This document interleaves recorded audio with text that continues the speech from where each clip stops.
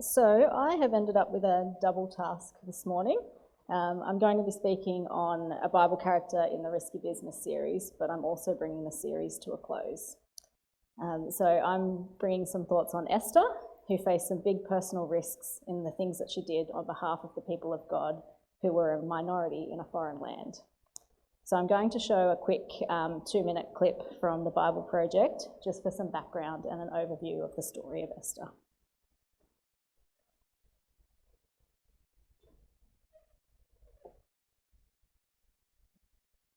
In the Bible. We'll just go back for a sec, get the sound. The book of Esther. It's one of the more exciting and curious books in the Bible. The story is set over 100 years after the Babylonian exile of the Israelites from their land. And while some Jews did return to Jerusalem, remember Ezra and Nehemiah, many did not. And so the book of Esther is about a Jewish community living in Susa, the capital city of the ancient Persian Empire. The main characters in this story are 2 Jews, Mordecai and then his niece Esther. And then there's the king of Persia, who's something of a drunken pushover in this story. And then there's the Persian official Haman, the cunning villain. Now, this is a curious book in the Bible, mainly for the fact that God is never even mentioned, not once, which might strike you as kind of odd. I mean, isn't the Bible about God? But this is a brilliant technique by the author, who's anonymous, by the way. It's an invitation to read this story looking for God's activity, and there are signs of it everywhere. The story is full of very odd, quote, coincidences and ironic reversals, and it all forces you to see God's purpose at work, but behind the scenes. Another fascinating feature of this book is the moral ambiguity of the characters. There's a lot of drinking and anger and sex and murder, of which Mordecai and Esther are a part. Not to mention their violation of many commands in the Torah, like marrying Gentiles or eating impure foods. And so the story's not putting Mordecai and Esther forward as moral example, as if it endorses all of their behavior. But they are put forward as models of trust and hope when things get really bad. And so the book of Esther comes back to that question with which we began, why God is not mentioned. The message of this book seems to be that when God seems absent, when his people are in exile, when they're unfaithful to the Torah, does this mean that God is done with Israel? Has God abandoned his promises? And the book of Esther says no.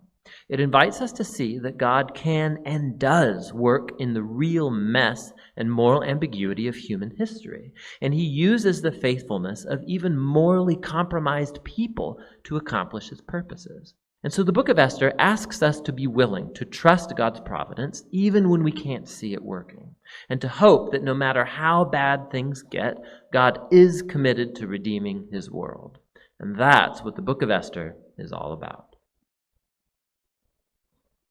Well, my job's done now, right? We can all go home. Esther, it's an interesting book, but I just want to go back to how I came to settle on Esther to speak on this morning. So shortly before the series began, Grant and I were talking about who I'd speak on, and he strongly suggested that I choose a female character. And I initially wasn't super keen to do that, but as I thought about it, Esther came to mind, and then I heard something intriguing in a lecture. Now, I'm going to use a number of different words to describe what we were looking at, because language is a funny thing, and often what one person hears when a word is used isn't what someone else understands of it. So we were looking at a person's job, vocation, profession, responsibilities, things they do in life, or calling, and discussing the idea that we're all primarily called to serve God in whatever life or work circumstances we find ourselves in. We read, We read in 1 Corinthians 7:20-21 that each person should remain in the situation they were in when they were called. When God called them, Were you a slave when you were called? Don't let it trouble you. Although if you can gain your freedom, do so. And in Ephesians 5, verse 5-6, slaves, obey your earthly masters with respect and fear and with sincerity of heart, just as you would obey Christ. Obey them not only to win their favour when their eye is on you, but as slaves of Christ, doing the will of God from your heart. So it was in that context that the lecturer presented us with some, I guess you'd call them vocational titles or callings seen in different biblical characters. We have community leader for Moses, Daniel, and David. civic leader for Nehemiah, retail and manufacturing for Paul, or bivocational, as he also served the church as an apostle and missionary. And Esther shows up on that list as a beauty model. So I thought that was a pretty ironic vocation for someone who risked it big for God, but it's pretty accurate. We read in Esther 2:7 that Esther was lovely in form and features, and in verse 12, she had to complete 12 months of beauty treatments prescribed for the women, 6 months with oil and myrrh, and 6 months with perfumes and cosmetics. Now, that's not really my sort of thing. Some of you may have noticed a dramatic change in my hair colour and style, and that's because I leave it so long between hair appointments. So I think 12 months of beauty treatments as the main focus would probably bore me silly, but some of you might really like that. Notice that it's her beauty, though, that opens the door for her to be where God could use her. So that brings us to the first point. God uses ordinary and unlikely people. So Esther is an ordinary and unlikely character. She isn't presented as someone who's ambitious or wise or a leader, just someone who happens to be beautiful and the king likes. We've seen that in the verses that we just read. She's also an orphan. In chapter 2, verse 7, we see that she is helpless and at the mercy of extended family caring for her. And she's a woman. Now, I'm only going to make a brief comment on this, and only in relation to Esther herself and not gender politics or what the book of Esther says into that. If you are interested in that, I've got a good article I can pass on to you, but it's not our focus this morning. So all I'm going to say in that context is that the book is set in a patriarchal society.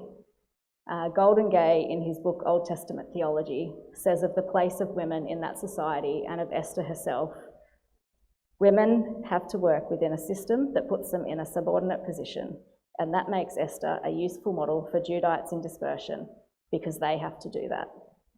I'd also add that it makes her a good example for us as Christians today because Christianity is becoming more restricted and unwelcome, and so it's a good model for us as well. But what enables Esther to take the risk? Well, the first point is she submitted to and learnt from those that were more experienced. When we first see Esther, we see her being guided by others. In chapter 2, verse 10, she follows her cousin's instructions not to reveal her nationality. And in chapter 2, verse 15, she defers to Haggai's guidance on what to take along for her introduction to the king. She doesn't ask for anything, and she doesn't refuse his advice. In verse 19, we're told that she continued to follow Mordecai's instructions. We're not told anything about how she might have felt or about the situation or what she might have been thinking. The only picture we're given in the text is that she is a dutiful person who submits to her situation and the advice she's given by others. And that's what was expected of her in that setting. So in chapter 3, we see the development of a plot to destroy all the Jews. Now, we're not going to go into the details, but a brief outline is that Mordecai refuses to bow down to Haman, who's an official that the king has commanded others to kneel before. Haman's told, and his rage drives him to not only want to destroy Mordecai, but all of the Jews. So we see the action of one ordinary man endangering all the Jews who are still in Persia. Chapter 4 opens with Mordecai being overcome when he heard of this plan and the law that was passed to wipe out all the Jews. And he puts on sackcloth and ashes. Now, it's at this point that we see Esther and her character develop. This is the first time we see her choose an action, but it leaves a little to be desired. But she doesn't take her mistakes to heart. She originally responds to hearing of Mordecai in sackcloth and ashes by sending him some new clothes. Some people suggest that she's attempting to solve the problem by approving appearances. And it might be fitting, given that the setting that she's in, it's appearances that have been the main focus and enabled her to advance. But I would speculate that maybe she was trying to offer Mordecai a way to enter into a space where he could deal with the problem. We see in chapter 4, verse 2, that Mordecai has only gone as far as the king's gate, and that's because you weren't allowed to enter the king's gate if you had sackcloth on. And it's a bit ironic because in chapter 3, verse 8, we're told that the basis for the law to destroy all the Jews was that they do not obey the king's laws. Further on in chapter 4, verse 6, we see the eunuch goes out into the city to speak with Mordecai on Esther's behalf. So maybe she just failed to understand the significance of the state that Mordecai was in, and she was trying to make interaction and dealing with the problem more convenient. Either way, she didn't really choose a good course of action as her first attempt. But then we see her acknowledge the reality of risk and her fear. Mordecai tells Esther of all that's happened through the servant that she sent out. In verse 8, Mordecai gives Esther an instruction and tells her to go to the king and beg for mercy for her people. Both Mordecai and Esther knew exactly what the outcome of that request might be. And this is the first time that we see Esther question instructions given to her by her cousin. In verse 11, she says, "All the king's officials and the people of the royal provinces know that for any man or woman who approaches the king in the inner court without being summoned, the king has but one law, that they be put to death unless the king extends the golden scepter to them and spares their lives. But 30 days have passed since I was called to go to the king." So at this point, she might be doubting her standing before the king. He was enamoured with her, but it's been some time since he's asked for her. So has that faded, or was that ever strong enough for him to be receptive to her unrequested approach? And Esther knew both the law that she referred to and also the recent history that the king's favour towards the previous queen wasn't enough to spare her from the consequences when she displeased him. So, yeah, she's scared. I would be scared as well, knowing what the outcome could be. But she allows others to speak into her circumstances and decisions. So her cousin responds by pointing out that she's at risk either way, as is her family and the wider community. He adds that the possibility that her place has been given to her so that she can act in this situation. He also says that he's confident that the Jewish people will be rescued whether she acts or not, but that her and her family will miss out and bear the consequences if she doesn't do her duty and act. And she takes it on board, as she has the guidance of her cousin up to this point. But then she really steps up.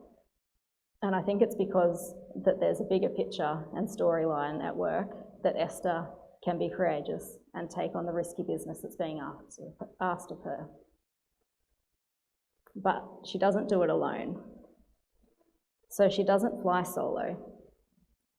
In chapter 4, verses 15 to 17, we see she's no longer instructed by her cousin in how to proceed, and she actually gives him instructions to go and gather all of the community and fast from both food and drink for 3 days, including the nights, along with her and her attendants in preparation for what she has to do. And her cousin, we're told, carries out her instructions. So she's actually at the point where she has to take a risk, and she's making decisions for herself and including others in what she needs to be supported in that. But she doesn't act impulsively, which I think is a key point. We see that she shows great wisdom and restraint in how she goes about her task of asking for the king to spare her people. We've seen in chapter 4 that she doesn't just rush into the action that she's decided on, but she takes the time to prepare. She sets aside 3 days of fasting.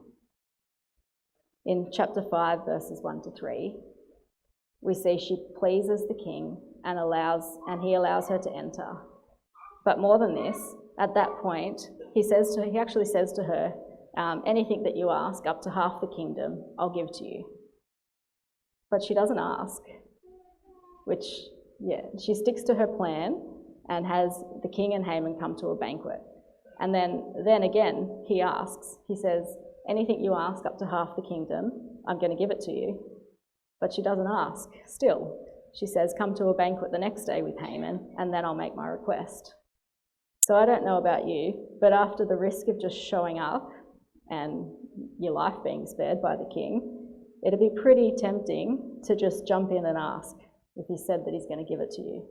But she doesn't. She resists it, and she holds to her deliberate, patient approach. Why does she do that? We're not told how she decided her course of action, but I'd like to offer a suggestion. So in chapter 1, we see that the previous queen loses her place because of perceived humiliation. So the queen had not come when the king had called for her to come, and that was what resulted in her loss of place. His advisors had feared that it might translate into other wives refusing the requests of their husbands, and that's how the previous queen is off the scene, and Esther was able to be here. I think that Esther was already bordering on similar territory by having approached the king without summons in the first place, which was a bold move even if a man had done that. And for her to reveal in a public setting that she was a Jew and that the king had inadvertently endangered her life and unfairly all of the Jewish people as well, would have been humiliating and disrespectful. And by inviting the king and Haman to a private banquet, she showed respect for their positions and authority and honoured the king despite his bad decision. We saw earlier that Goldengay spoke of women within societal structures of the time, and he also has this to say: as a woman, she may be in the same position of power as a man, or even a position of greater power, but the kind of power she exercises may be different from the kind men more characteristically exercise. So I think Esther exhibits wisdom in seeing a way to work within the system to exercise her power and bring about the change. She was bold enough to step out of the bounds when needed, because there was no other choice to get an audience with the king. But then she seeks to not offend while still working to change the circumstances. So I just want to go back to a couple of things we've just skipped over on how God is guiding. So he can guide through circumstances and our knowledge of him. As the intro video showed, God's not referred to at all in this book. And there are only vague references to religious practices. So in chapter 3, verse 8, there's a reference to their customs are different, and we've got Mordecai who's putting on sackcloth, which was a religious thing to put on sackcloth and ashes to mourn, and there's the fasting that Esther asks for. And Mordecai and phrases the suggestion to Esther that maybe she was put there for this purpose. Elsewhere, we're more likely to see, God say to someone that you're here for this purpose, you need to do this, or somebody else might say, that God intended for this. Mordecai phrases it as a question, which is interesting. And we're not given any information about what the time of fasting and preparation looked like. There's no prayers recorded, but the original readers would have understood fasting as an appeal to God and would likely have seen prayer implied during that time. And it's obvious from the text that Esther had a plan, but we're not told anything about how that came to be. We haven't seen direct instructions from God on what to do or who's to act. But Mordecai and Esther both just know that the right thing to do is to act on behalf of those who have no means to act on their own behalves and save themselves. They know that God will save his people one way or another. And in the absence of God speaking directly, they can rely on what they know of God and what God has shown and taught his people throughout history to help them make an informed decision on how to move forward. A friend sent me a devotional during the week, and a little snippet is fitting here. It said, "It should be unnecessary to be constantly saying, 'Oh Lord, direct me in this and in that.' Of course he will, and in fact, he is doing it already. If our everyday decisions are not according to his will, he will press through them, bringing restraint to our spirit. There are times when we can and should just act on something and make a decision, trusting that God can and will step in and change our course if he needs to." Golden Gay says, in summing up the Esther story, that God's intervention is implied but veiled. The narrative pushes readers to see God behind the Esther story and behind their own, but they choose whether or not to do so. This story would not work without the exercise of faith expressed in fasting, crying, and hoping. It would not work without the exercise of human responsibility, and it would not work without the coincidences. In the absence of supernatural revelation of the kind God gave Moses, Mordecai and Esther are more illuminating models for the believing politician than Moses and Aaron. So throughout the series, we've seen God uses unlikely people who feel like they were not qualified or prepared for what's being asked of them. And they are asked to take big personal risks for his glory and for the good of his people, including the people that don't know him yet. Of the 8 people we've looked at in this series, 3 of them, Moses, Paul and Philip, had direct supernatural encounters where God appears or speaks directly with them and gives them specific instructions on what they are to do. The others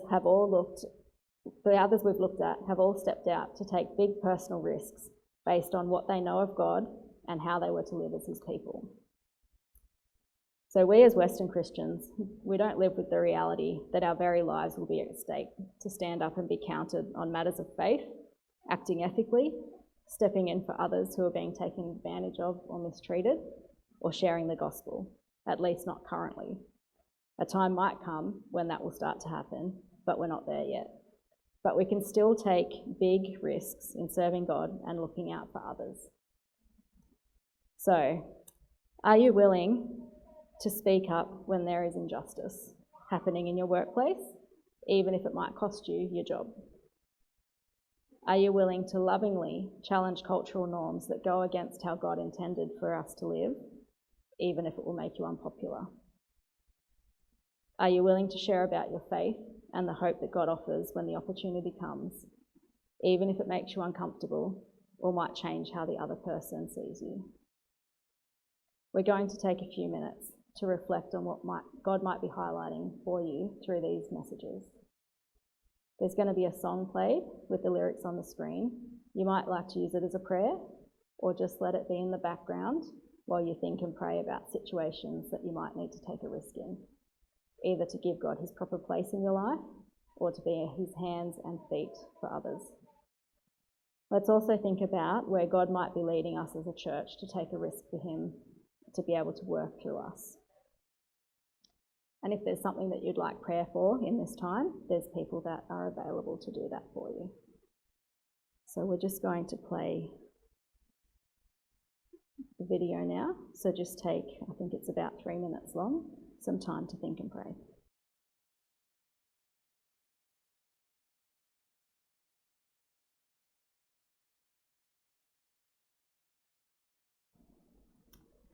Let's pray. Lord, I thank you that you have revealed yourself to us through Scripture, through the things that you've done in this world and your people. I just pray that you would help us to listen to your voice and your guiding.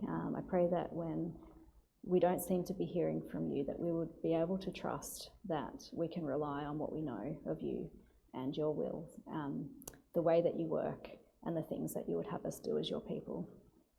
I pray for this church that you would also help us to have wisdom in the decisions that we make, and that we wouldn't be afraid to take risks and to step out to do your work in this world. In Jesus' name, amen.